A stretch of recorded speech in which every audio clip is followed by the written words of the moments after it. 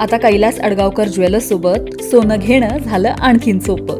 Making चार्जेसवर तब्बल 50% सूट. मर्यादित कालावधीसाठी नक्कीच भेट द्या.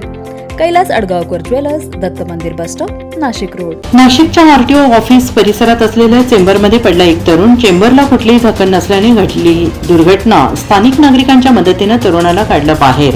नाशिक महानगरपालिकेचा निष्काळजीपणा पुन्हा एकदा उघड.